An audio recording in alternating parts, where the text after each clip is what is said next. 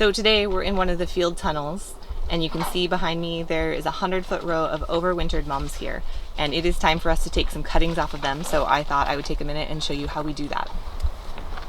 So these mums, like I said, are overwintered, and you can see that they're super tall and lush. We've actually already taken one round of cuttings off of them early in the spring, and now it's the end of April and they're this tall. So we need to prune them back anyway so that we can encourage them to stay at an appropriate height so that they bloom nicely in the fall.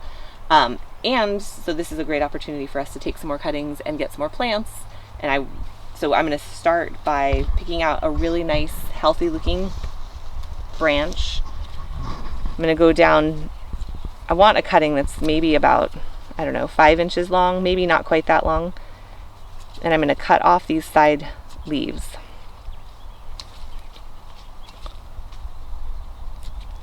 And I'm going to take that cutting and I'm going to head down and I'm going to root it, and so I'll show you that next.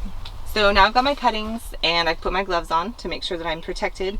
The stuff that I'm using is a hormone, so I'm going to dip some of my cuttings into this liquid, and what that is it's a concentrate, a rooting compound, and you can find them lots of places, and so it is a concentrate, and so I've diluted it with the appropriate amount of water here.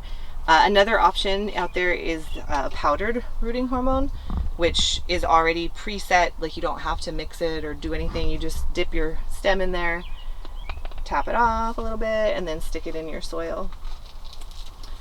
This soil is, so you can do propagation like this with lots of different blends.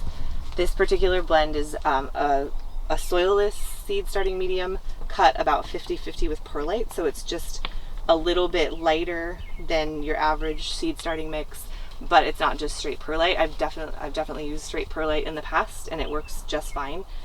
These are going to be in a little bit of a different situation, so I want to make sure that I have that extra soil in there. And then, so I've left these in the water, maybe the solution, maybe 20 seconds or so, and I'm going to do the exact same thing. Just kind of push them down in there and pat them in so that they're nice and stabilized.